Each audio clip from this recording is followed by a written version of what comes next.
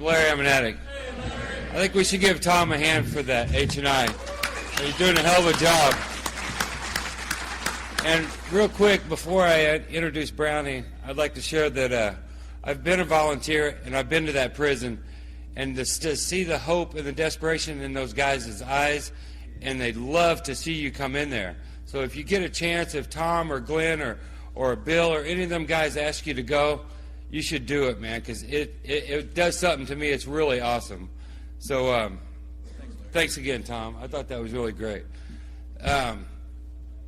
Brownie, I met this guy, it's 8 years ago. Kobe and I went to New York City to a convention, and I said, Kobe, how are we going to get, where are we going to stay? And he says, well, I'm going to stay at this guy's house named Brownie. And I said, okay. And so we get off the airplane, and I see this guy walking down the hallway. I said, oh my God, he's high right now. And I mean, he was all wild looking, and I said, this is our ride, Kobe? He goes, yeah, it'll be all right. It'll be all right. Tony D sent him. It'll be cool. So I said, fuck, he looks like he just came out from under a bridge. And then later on, when I met him and learned him, he did come out from under a bridge. And but you know what, man, this guy has really touched my life. He stopped his life for 4 days, took Kobe and I all over New York City. And I don't know if you've ever been to a strange city and not knew anybody there, maybe been to a convention and you have to take a taxi everywhere. This guy showed us New York City in 4 days. He took us everywhere. He made us speak at every group we went to. We went to Ground Zero. We went to Times Square. I mean, the whole city, everywhere. And, I mean, it was really great, you know. And, I don't know, over the years, Brownie and I we had a connection somehow. And he ended up letting us stay at his house. And, I mean, we crashed at his house. And so before, when I was using, if I met somebody like that and they let me crash at their house, I would have stole everything they had. And this guy took us in. I mean, like nothing. So I didn't take too much, just a few little things. Whatever I could get in my suitcase. But you know what, man, this guy, we've really built a great relationship with this guy. And he's became my traveling partner. He's became my friend in NA. He is truly all about Narcotics Anonymous. He lives, breathes. He's all about the traditions, the steps. And this guy I know he's came from a lot of us. He's came from the bottom of the barrel, and he's worked and scratched and clawed his way up to the top. And I'm really proud of him, and I love you, Brownie. Come on up, tell your story.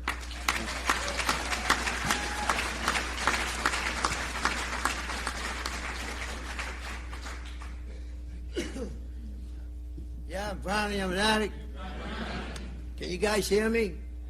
You can hear me, right?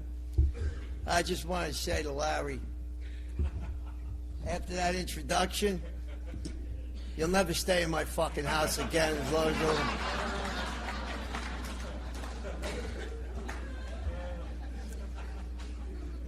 You know, I want to congratulate the members of the Mocan Area Convention Committee of Narcotics Anonymous for their dedication and their selfless service in providing a venue to fulfill our primary purpose, which is to carry the message to the addict who still suffers. I was involved with my home area, which is the Western Queens area of Narcotics Anonymous, with our first convention. We just had it. It was March 7th, 8th, and 9th of last month.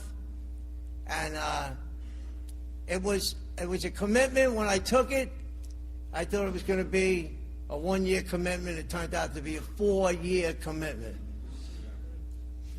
And I know the sacrifice, the dedication, the perseverance, and just the compassion that you have to have for a sick and suffering addict to be involved in something like that.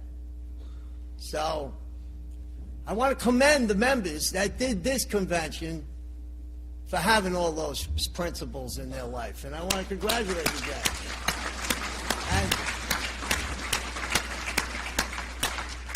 And listen, I'm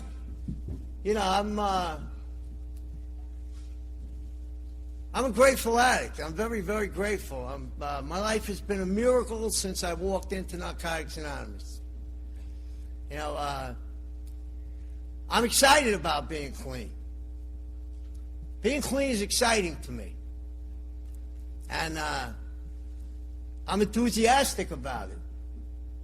And I try and be enthusiastic about my recovery because I feel that enthusiasm is the purest form of gratitude, and that it's contagious to the newcomer. There's nothing that makes me more depressed or sick than when I walk into a Narcotics Anonymous meeting and the members look like they've been sentenced to the fucking meeting. Yeah. I wonder what does the newcomer think, And I'm enthusiastic about it. For lack of a better way to say it, I'm down with this shit. I'm all in. I'm a Narcotics Anonymous member. And I want to thank Jimmy Kinnon. I hear sometimes, I go to meetings, I hear everybody throw all these circuit speakers' names around. I don't give a fuck about any of them. I want to thank the guy that took the time and used his house to get this fellowship going. I want to thank those members in Sun Valley that adapted the 12 steps, not adopted them, adapted them so that they work for hopeless addicts like myself. Because I'm going to tell you, there was no way out before there was Narcotics Anonymous. And I used drugs for what seemed to be a lifetime in the streets of New York City. And I can remember as a young boy wanting to be clean. I went to high school in the Bedford-Stuyvesant section of Brooklyn. That probably means nothing to some of you. Some of you probably heard of it. The best way I could describe it is there's a lot of heroin in the Bedford-Stuyvesant section of Brooklyn. And I became primarily a heroin addict as a young boy. And I don't, and I just say that because it's my story. I don't want anybody to eliminate themselves because they didn't use the same substances I did. This is a fellowship that we have one common bond, the disease of addiction. And it's not about the substance that I used. I want to tell you this, that I didn't refuse any drugs. I wasn't a refuser of drugs. When I was on the methadone maintenance treatment program, a guy came up to me with a mayonnaise jar full of pills. He said, "Brownie, do you know what these pills are?" I said, "Give me 10, I'll let you know in a half an hour." I was very open-minded when it came to drug use. And I talk about the drugs. I go into narcotics. I don't know where the fuck that came from, that we don't talk about drugs. This is our fellowship. This is a fellowship of drug addicts. So I talk about the drugs in Narcotics Anonymous. When I am asked, when I'm given the privilege to carry the message to an addict that still suffers, I put my crosshairs and my telescope squarely on the forehead of the newcomer. I try and talk straight to the newcomer. And I don't know where that came from, that we don't talk about drugs in Narcotics Anonymous. There's another fellowship that used to throw you out for that. This isn't it. This isn't. And I'm going to read you something from our third tradition. We have a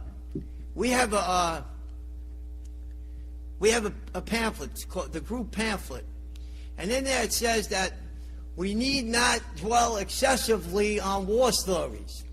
It says dwell excessively. Doesn't mean don't talk about where you came from and what happened to you. Yeah, I'm going to read something from our third tradition.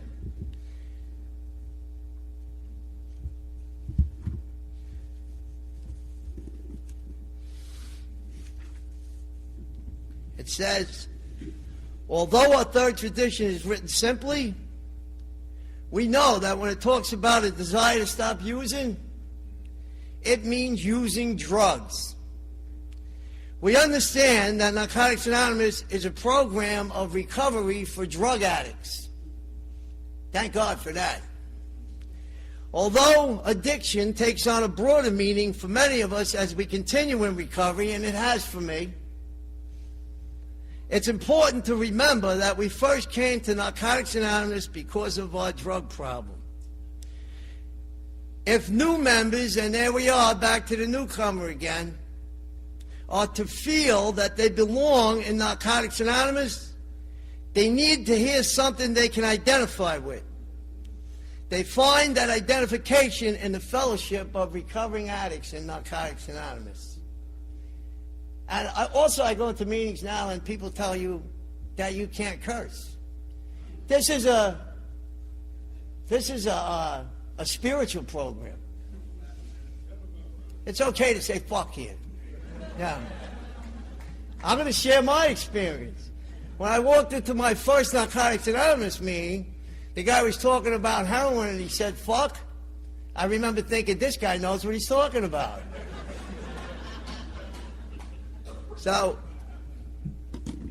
I try not to get into the arrogance that I've moved so far in recovery that I shoot over the head of the newcomer. I try and keep the newcomer in mind when I carry the message. Because this message is a precious gift. It's a miracle. It's something that I don't want, that I've been given. I've been given a precious gift, and I don't want it to go over the head of the person that I'm supposed to be giving it to. And here, I'm going to tell you a little bit about my story. I was a hopeless drug addict. Basically, I told you my choice of drug was. And I can remember wanting to be clean as a young boy. And I can remember looking for a way to get clean, and there was no way to get clean. And I remember, going to all kinds of different treatment programs. And I started to realize that society was more baffled about what was wrong with me than I was. I remember one time, I had gotten arrested. They let me out they released me to an outpatient drug program. They always send you outpatient, 5 times a week, outpatient. This way you never get into a Narcotics Anonymous meeting. You're so busy going to outpatient that they're guaranteed to get you back so they could charge your insurance again. Yeah. So I was going to outpatient. And on my way out of the outpatient program, there was a little Korean doctor standing by the door.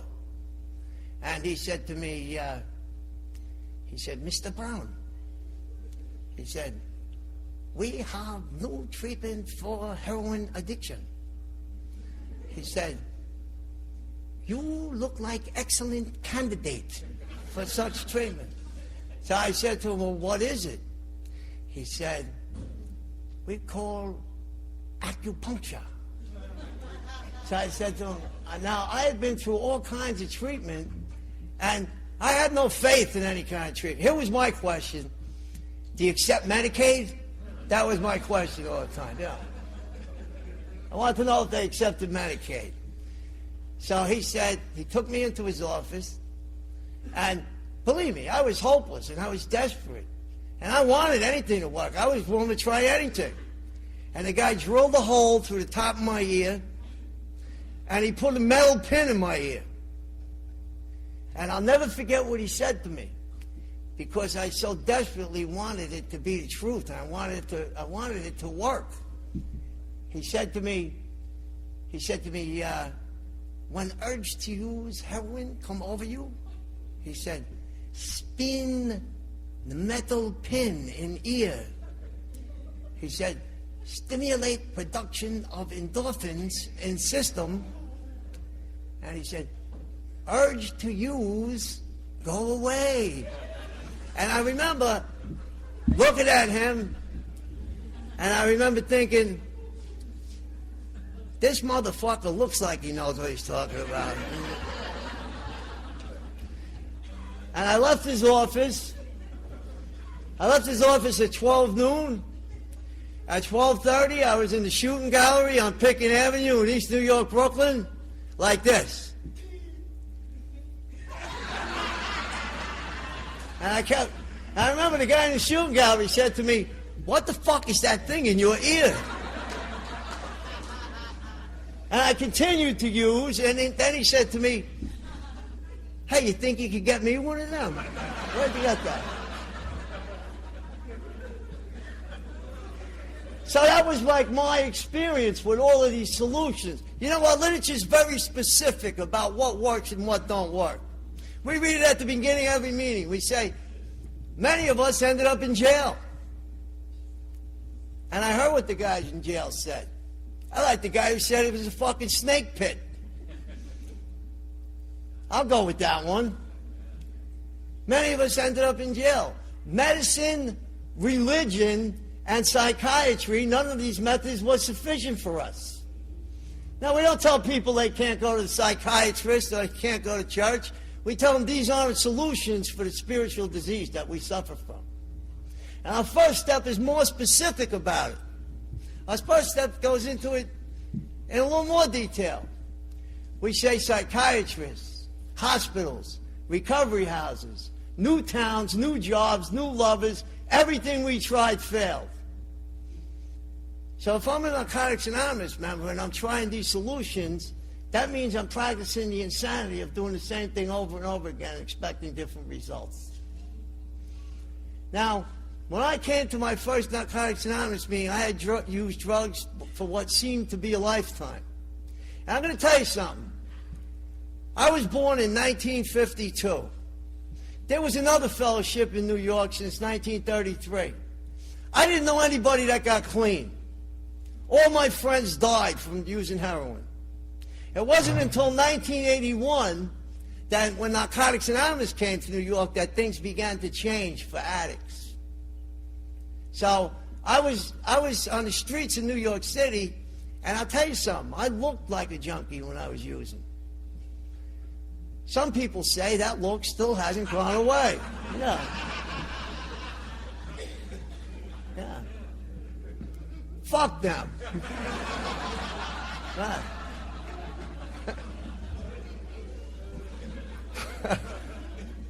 But I was standing somewhere on the street in New York City, and Narcotics Anonymous, this was about maybe 1985, and Narcotics Anonymous was fairly new in New York City, and someone must have seen me and said, get a look at this guy, like, just push him in there. And I ended up inside a Narcotics Anonymous meeting. Now, let me tell you something. I don't know how I got there. And I don't remember anything anybody said. I don't remember who the speaker was.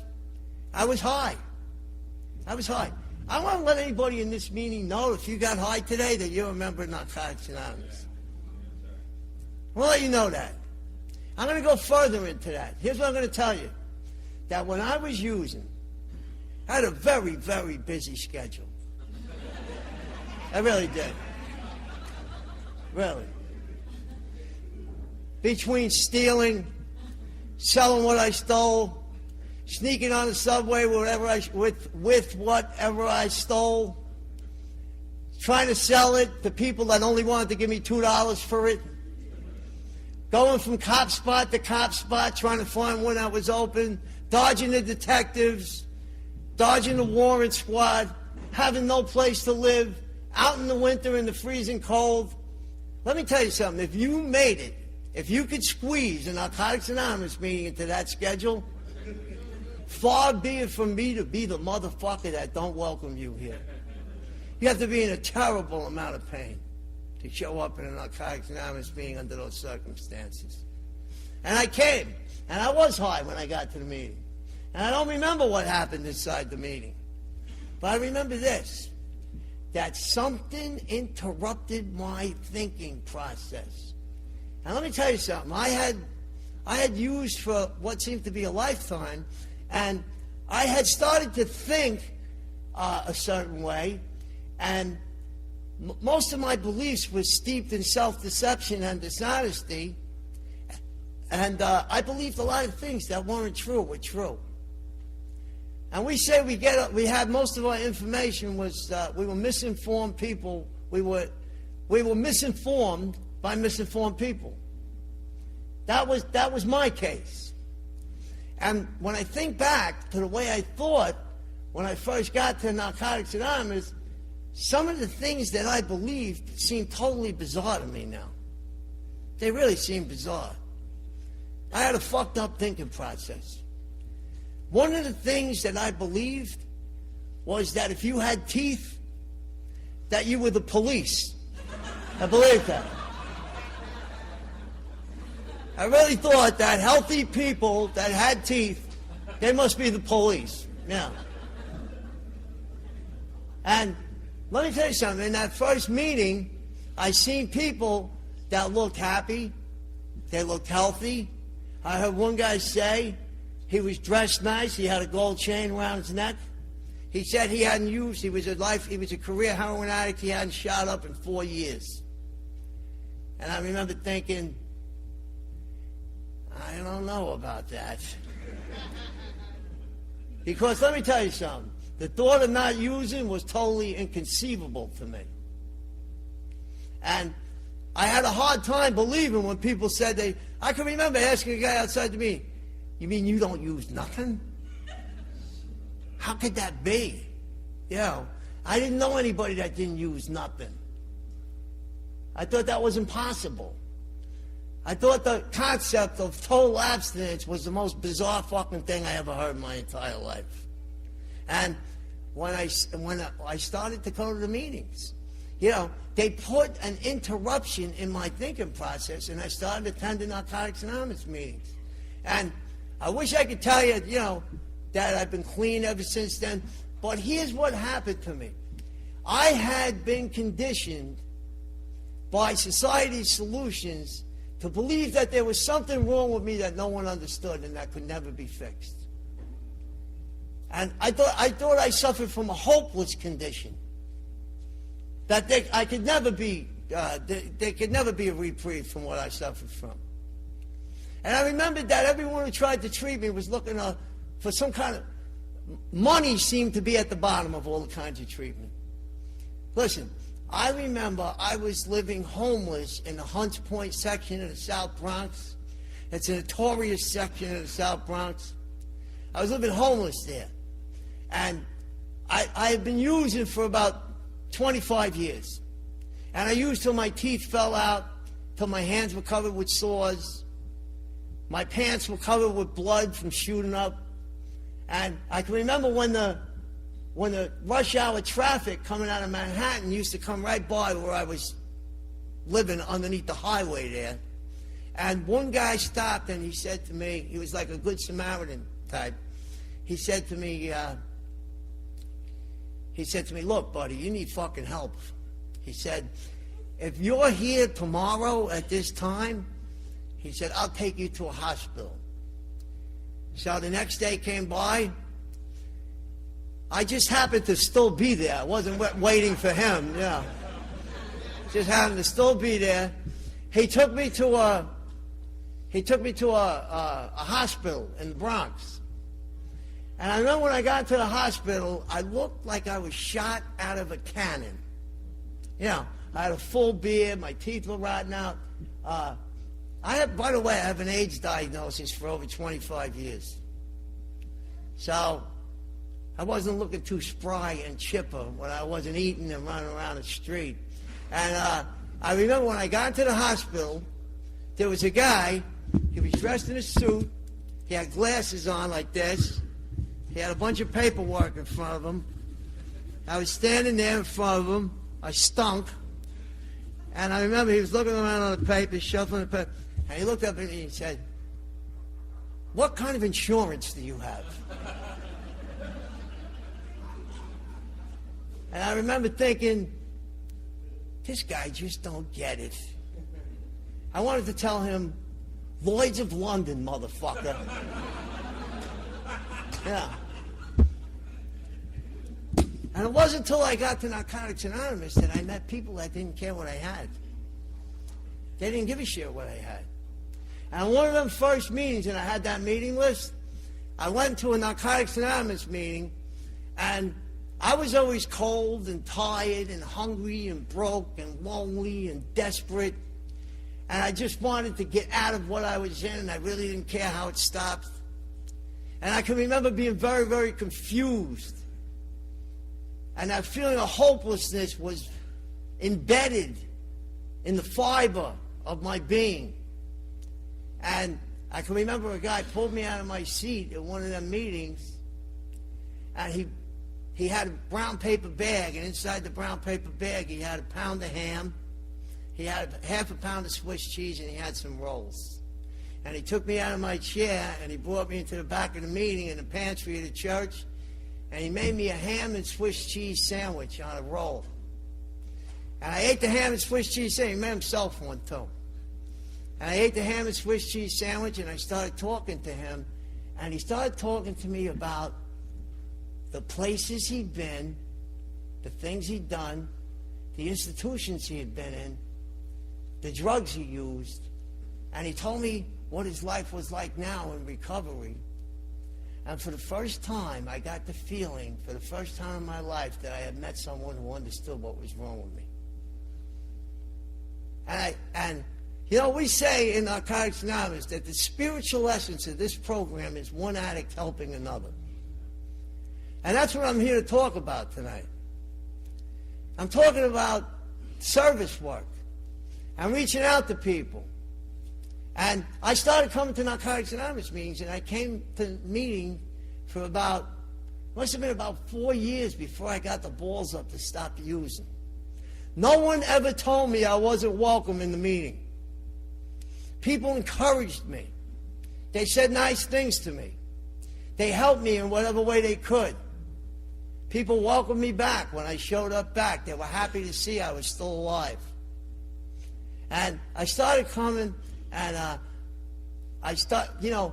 back in the 80s, there was a lot of goodwill in the fellowship. There was more goodwill than there seems to be now. Now we have a lot more. The fellowship is anchored in a lot more literature. But back then, sometimes the only thing that stood between you and your next shot of dope was the addict sitting next to you in the meeting. So there was a lot of camaraderie in the meeting, and there was a lot of goodwill. And I had no place to live. And sometimes people would let me stay in their house. And unlike Larry, I would never steal anything out of anybody's house. I wanted to be welcomed back, you know. And I started coming to meetings, and I was using, and I started listening to what the members shared about using drugs, and the truth started to become apparent to me. I would go out and use and prove that what they said was the truth.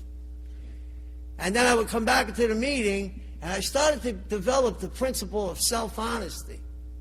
And one guy had me sleeping in his boiler room. He had a bed in the boiler room in the basement of his building, and in the boiler room I had a TV set. And I had my first, awakening after I had a relapse, and I came back into that boiler room. The TV show, The Wheel of Fortune, was on the TV. And I had just used and listened to the people say what the truth was, and I came back to the guy's house, and I was down there, and a woman on the Wheel of Fortune won a cruise to the Caribbean. And I remember thinking, well, that's never happened to me. But I remember identifying with the Wheel of Fortune because I remember thinking, my life is like this TV show. Only the slots on the wheel say Rikers Island, detox, mental institution, rehab, multiple arrests, emergency room. And when I pick up a shot or a drink or smoke some crack, I spin the wheel. And congratulations, Mr. Brown, you want a winter vacation in the South Bronx. You'll be touring the vacant lots, abandoned buildings, and shooting galleries of the scenic South Bronx while staying in your deluxe accommodations underneath the Bruckner Expressway. And Vanna, show Brownie what he's won. It's a brand new shopping cart. Yeah, so when I started to put it together, you know, we say here, know the truth and the truth will set you free. I heard that in the Narcotics Anonymous meeting. To thine own self be true. It's hard to deny our addiction when our problems are staring us in the face. So I started to develop that principle of self-honesty, and I started to realize I was able to look at a bag of heroin and see it for what it really was. And I started to move from fantasy to reality. I started breaking those barriers, clearing those barriers away, clearing those barriers of denial and self-deception and non-belief. They started getting cleared away. And it was through the people that practiced principles with me, that practiced spiritual principles with me, people that showed me empathy and concern and understanding and selfless and unconditional love, people that welcomed me back, people that met me where I was and loved me for what I was and saw hope for me when I saw no hope for myself. They're the ones that helped me get into recovery and change my life. And I think the miracle here happens in Narcotics Anonymous is when we practice these principles on each other and in all our affairs. And I was able to stop using, put time between me and some drugs for short periods of time. And then, you know, I was able, listen, I've been coming here for 22 years. I'm not clean for 22 years. I stayed clean 1 year 3 times. Then, in the course of getting the 1 year, twice I made it to 2 years. And here's what I want to share with the members who might be in the same place and the newcomers in the room.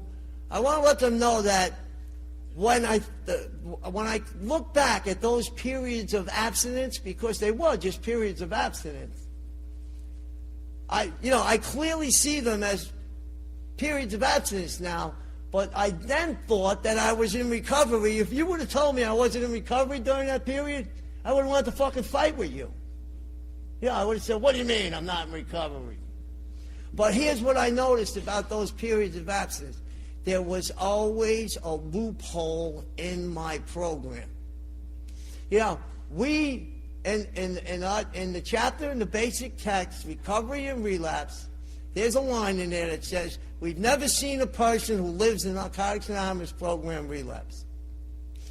And we do recover, it says, in our experience, no addict who is completely surrendered to this program has ever failed to find recovery.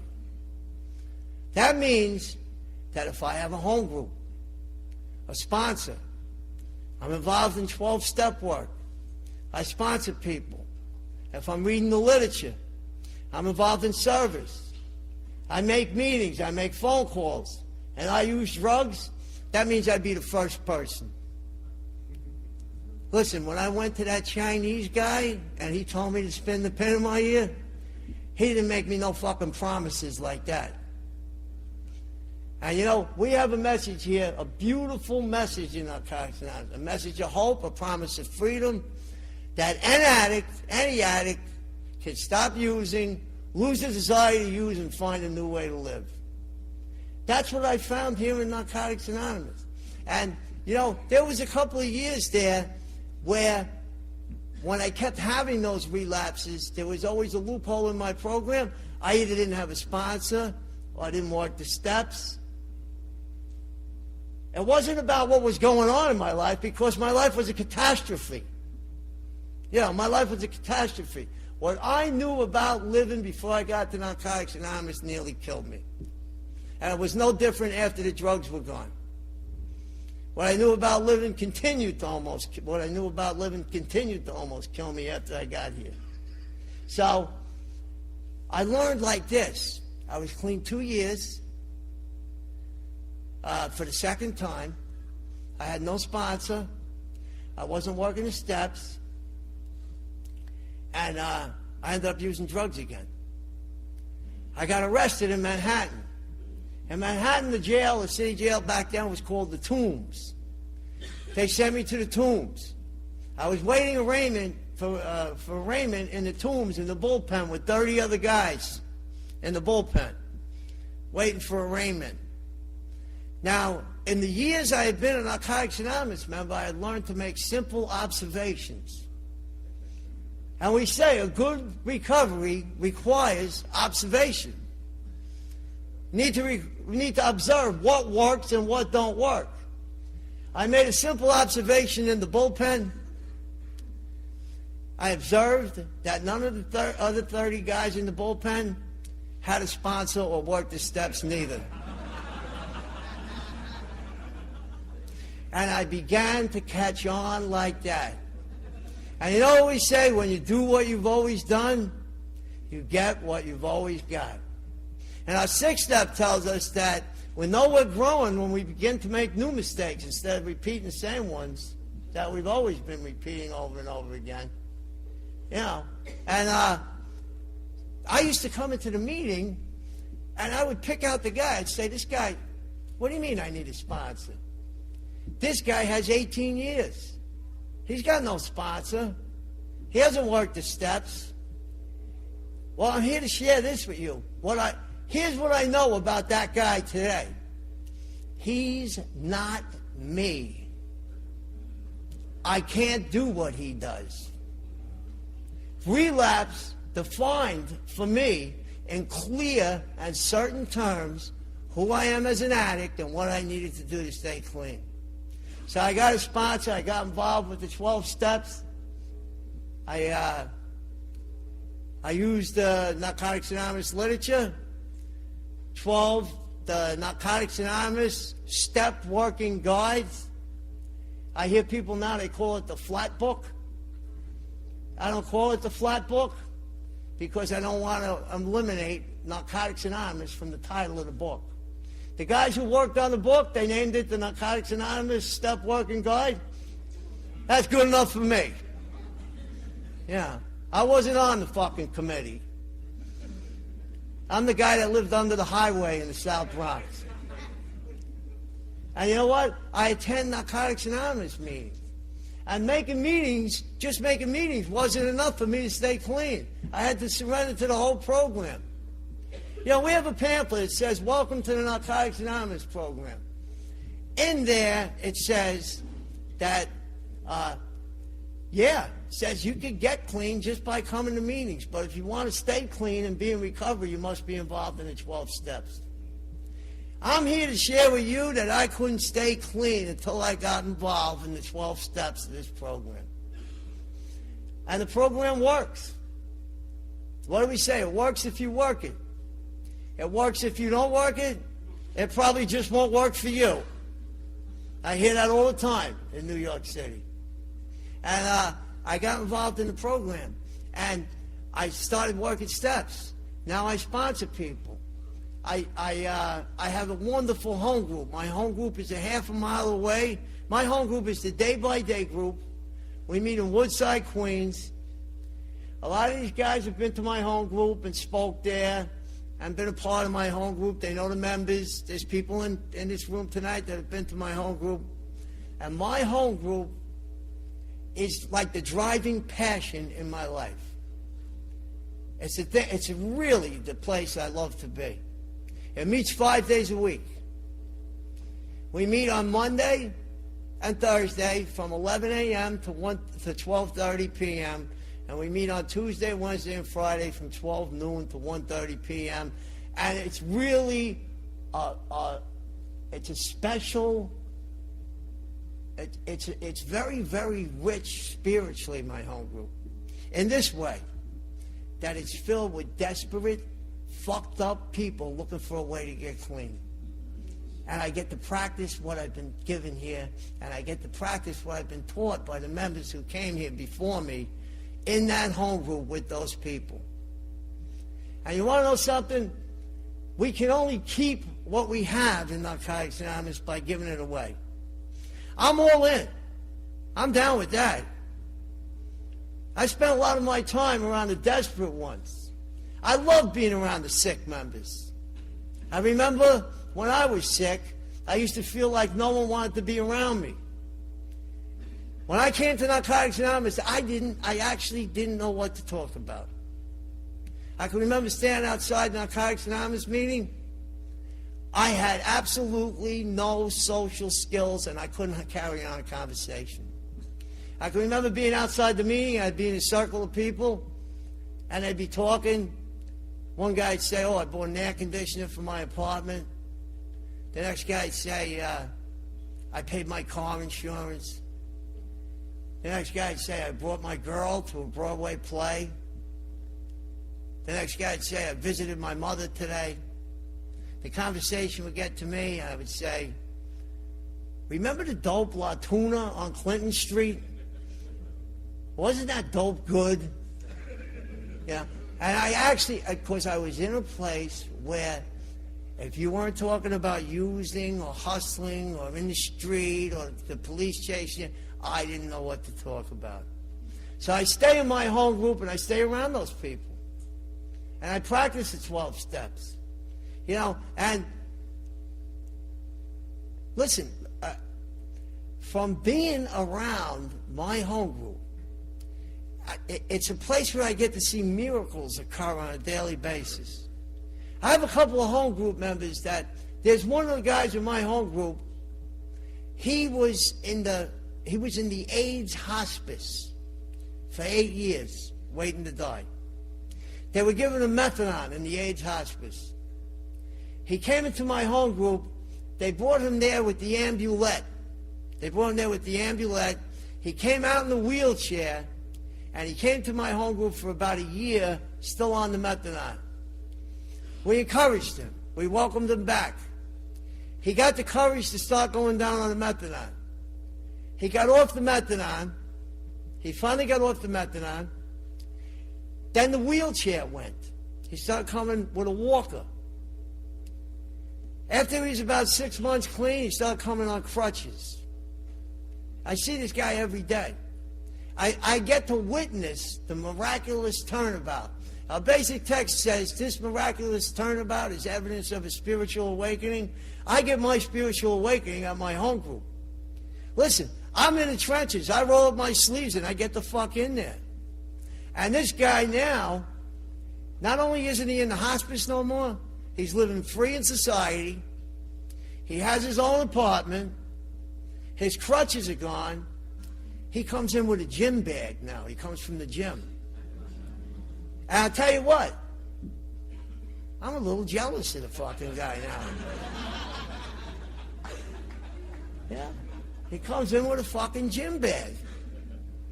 So I've been, my journey in recovery has been one. When I first got clean, I was after all the materialism, and I wanted, I can remember I wanted a girlfriend. I'd never had a girlfriend. I wanted a girlfriend. I'd been using.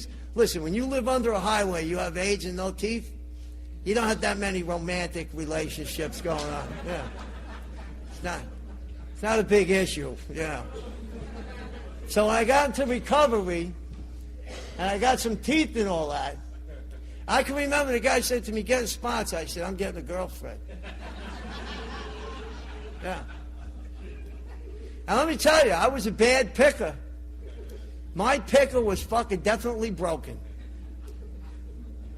If you walked into the meeting and you were on methadone maintenance for 30 years, and the girl had a couple of black eyes, one leg shorter than the other, and some teeth missing, say, that's my girl.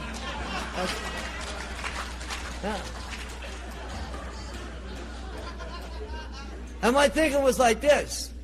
I would look at him, and I would think like, did you ever see the TV show, The $6 Million Man? I would go like this. I could rebuild her. I could rebuild. Yeah. Look, I have the technology. Yeah. Look, I moved one girl into my apartment. I went through the whole thing with the relationship. I had one, I moved her into my apartment. She was being released from an institution on the weekends. I was waiting outside the institution with my car. And then I would bring her to the Narcotics Anonymous meeting like it was the drive-in movie. I remember one of the old timers in the meeting said to me, is that's your girl there? I said, yeah. He said to me, isn't she in the institution? I said, yeah. Then he said to me, he said something I never forgot. And now, this goes for all the members, not just the woman, because the women get a little touchy, you know. The men, this goes for the men too. He said to me, do you realize what you're doing is like shopping in the dented can aisle of the supermarket? And I remember what I said to him. I said, watch it, motherfucker, that's my girl. Yeah. So I moved her in. I had her in my apartment, right? She was living in my apartment. She had no sponsor, no steps. I had no spirituality. I wasn't spiritually grounded in any kind of recovery. You know, we just used to go to meetings together. Do your nails. Let's go to the meeting. Yeah. Get your hair done for the meeting. Yeah, I was gravitated towards material. So the girl that I thought was so beautiful, let me tell you something. If you're in a relationship and there's no spiritual principles in that relationship, you face a rough road. Really. Things are going to be a little edgy and irritable around the breakfast table. She would get up and she would be like this.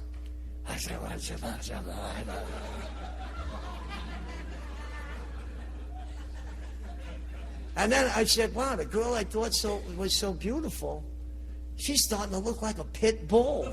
You know? So I began to realize, hey, one night I was making love to her, she went like this. Like that.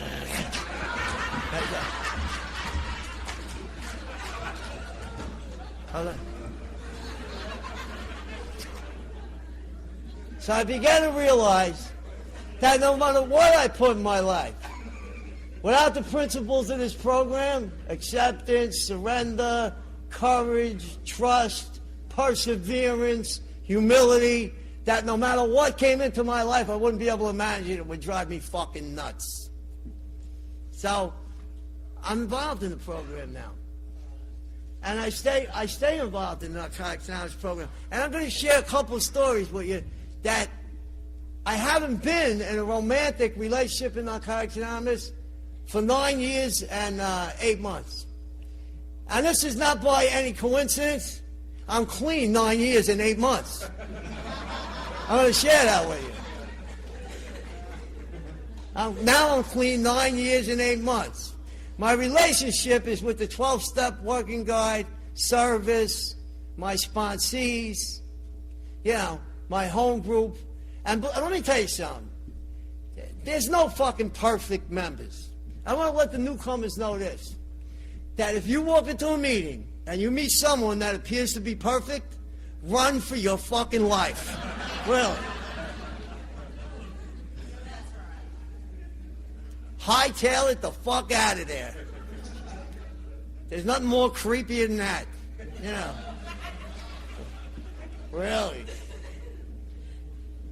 But since I've been involved in all of this stuff, you know, my life has taken a course provided by my higher power. And if I would have been in control of my life over the last 9 years and 8 months, a lot of wonderful things that have happened to me wouldn't have happened to me. And I'm going to share a story with you. You know, I've been all over the world now, halfway around the world, with Narcotics Anonymous. And not just as a speaker. Everybody wants to be a fucking speaker. Speakity, speakity, speakity, speakity. How about a nice big cup of shut the fuck up? Really. Really. Where's the girl who opened the convention? Her name was Holly. Is she in this room? She said something very important. She only spoke for about 5 minutes. She said something I really believe. You know what she said? She said, I'm not really into the speaking. I'm nervous, and I'm not. She said, but I come from the best fucking home group in the world. Let me tell you something about this message. The message is meaningless unless you live it. If I wasn't in my home group with my sleeves rolled up, if I wasn't in and out of Rikers Island, if I didn't go on an H&I commitment wherever I've traveled, what the fuck would I be talking about up here? A lot of shit about me, I guess. What I got, what I've accomplished. One thing I've learned in Narcotics Anonymous, the 12 steps have made me ease the pain and confusion of living life without drugs, but the 12 traditions taught me something crystally clear, that it's not about fucking me in this fellowship. Believe me, it's not about me. And I've been blessed with a lot of stuff. They asked me to be, now the reason why I said that about the speaking is because I don't want to be a fucking speaker. I want to be a Narcotics Anonymous member. I want to feel that feeling of being spiritually refreshed and glad to be alive because of the service work I've done with hopeless, desperate people. That's what I want to feel. I'm eager to help people that are in the pits of despair. It gives me that feeling. My purpose, my self-worth has been grounded in my higher power's purpose. And not just from the fucking podium. And let me tell you something about speaking.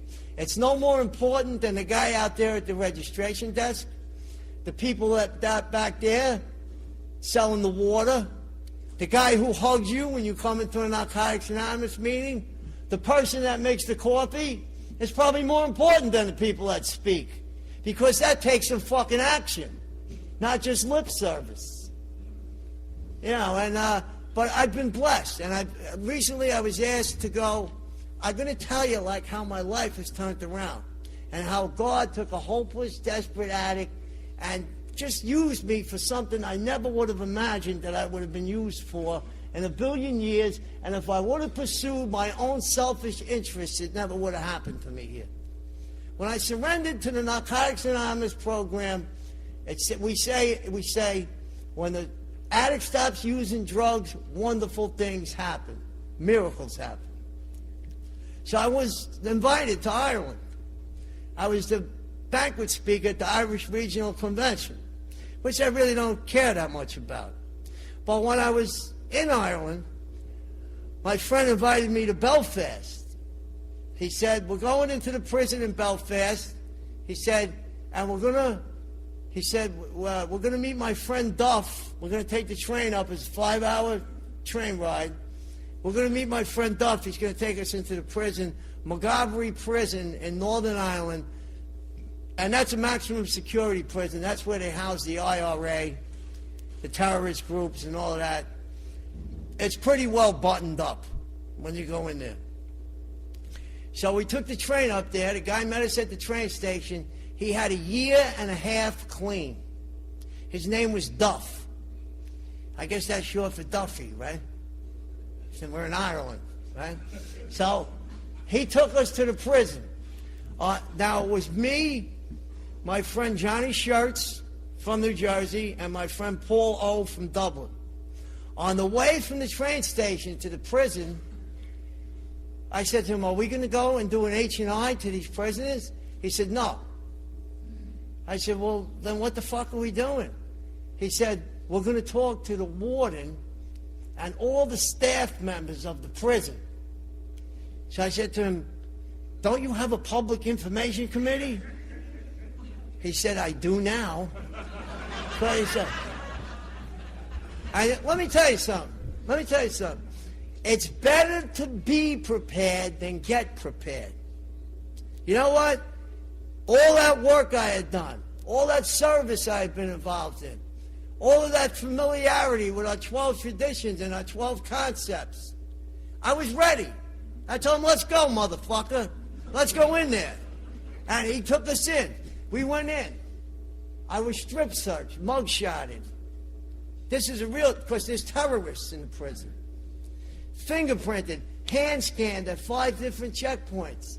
We get into the chapel of the prison, and inside the chapel of the prison is the warden, the drug task force correction officer, the captain, 10 correction officers, all his guys, all the drug counselors in the prison, a psychiatrist, a psychologist, a doctor, a nurse and the nursing staff, and a priest and a nun. And we're sitting up in front. And I remember looking at them, and the thought went through my mind. I said, these are all the motherfuckers I hated before I got to Narcotics Anonymous. I really thought that. But we gave an H&I presentation because we had the experience. And let me tell you something. If I hadn't been involved in the steps and the traditions and the concepts, we gave a presentation for about 10 minutes each. Then they asked us questions about the fellowship. Most of them questions could be answered with our 12 concepts, our 12 traditions, or our 12 steps. That's how we answered most of those questions. And they all had questions. And the last guy to have his hand up was the warden of the prison. And it was my turn to pick. So I picked the warden. Now, this is one of the miracles that happened to me in Narcotics Anonymous. And if you're not involved, you don't see the miracles. You know, I couldn't believe what the fucking guy said. Here's what he said. He said, I've been the warden of this prison for 22 years. He said, the professionals in this room, he said, they don't want you guys in here. And you want to know something? I knew from all my experiences that he was telling the truth. And I knew why they didn't want us in here, because you can't profit monetarily from a spiritual program. Thank God for our 8th tradition, that we remain forever non-professional. Thank God that we freely and gratefully give that which was freely and gratefully given to us. A passion of love. Thank God it's like that here in Narcotics Anonymous. It's the only place I ever found that was like that, where actually I could come into the meeting and look around and say, some of these motherfuckers actually give a shit if I stay clean or not. Then the warden said something, the miracle happened. He said something I couldn't believe. And let me tell you something, I've been around a couple of wardens, they don't say shit like this. He said, after he said that, he said, when I was a kid, he said, I used alcohol and drugs. He said, I didn't like them. And he's saying this in front of his whole staff, but like this. Then he said, I didn't like the way they made me feel. He said, so I never used them again. He said, but after seeing and listening to you guys, he said, I almost want to use drugs. He said, so I could get clean and become a part of what you guys belong to. And guess what? Now, even though I had the concepts and the traditions and the steps behind me, I couldn't resist. I said, warden, I said, I'm going to give you my phone number. If you get fucked up, you can call me anytime. Now, I got a phone call from Belfast from Duff. Duff was at our convention. You met him, right, Kobe? I think Larry met him. Duff tells me that the Narcotics Anonymous meeting goes into that prison every week and that it's very well attended every fucking week, that this message is being carried, that there are people on this planet that love Narcotics Anonymous. There are people here that love it. And I'm going to tell you one more quick story. Are you cutting me off? Oh, you can.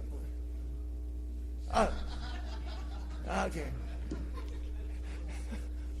How long am I talking? Listen. One of my home group members a guy who I love very much. I seen him come into my home group 6 years ago. He was using drugs. He got clean in my home group. He became a lover of this fellowship. People called him every fucking thing. They called him controlling. He's a Nazi. He's an NA Nazi. Let me tell you something. Don't call me a fucking NA Nazi. I don't take kindly to that kind of insult. I'll tell you what. I'm a lover of this fellowship, and I'm willing to do whatever I have to do to stay clean and to help another addict get clean. If that's a Nazi, Nazis fucking put people in gas chambers. They didn't pull people out of the depths of despair and offer them love, concern, and fellowship, and fill their hearts with spiritual principles and show them a new way of life. So they called this guy everything. He was a die-hard Narcotics Anonymous member. He got involved in our convention committee. He was on the programming committee. His name is John V. He got involved with the fellowship.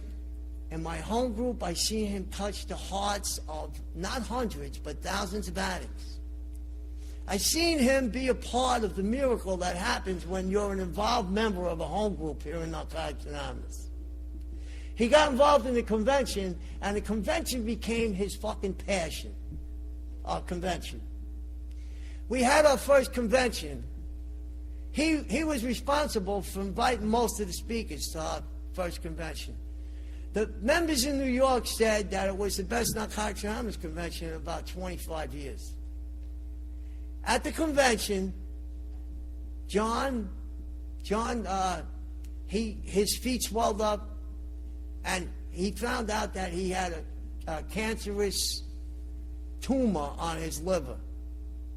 He died last week, 1 week ago today, about 2 o'clock in the afternoon.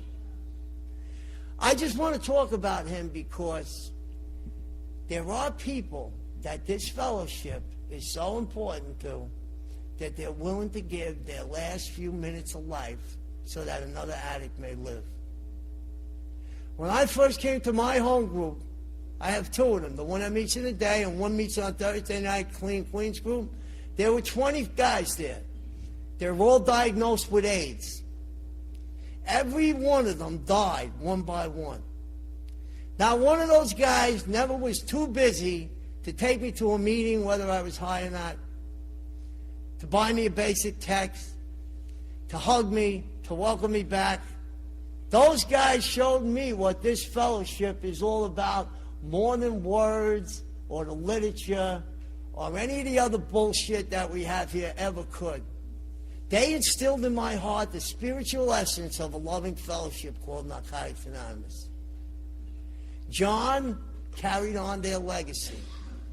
In his last moments of life, he gave something that we have in our home group. He left his fucking footprint in our home group. He showed those newcomers, he only had 5 years clean. It's not only. Let me tell you something about clean time. I've been coming here for 22 years. I have 9 years and 8 months clean. There's guys that I came here with 22 years ago that act like, you only have 9 years and 8 months clean. Here's what I tell them. I tell them, let the fucking judge tell you 9 years and 8 months. Maybe that'll give you a new perspective on clean time. Really. But he had 5 years clean. In his 5 years, he was like the lives he touched and the people whose lives were affected because of his membership in this fellowship are countless. And here's what I'm going to say to you guys tonight. I challenge you to be the next John in this fellowship. I invite you to partake in the spiritual miracle that we have here. You know, we have members, and then we have fucking members. Let me tell you something. I'm going to say it again. I'm fucking down with this shit. And I want to thank the convention committee for inviting me here. I want to let the newcomers know that I know you're going to be clean before you do. I believe in you guys. If you guys aren't clean yet, I want to tell you this, that I believe in you because I've seen it happen thousands of fucking times. And I want to thank everybody for being welcoming. I'm excited about being here in the Mocan area. Mocan. It's smoking.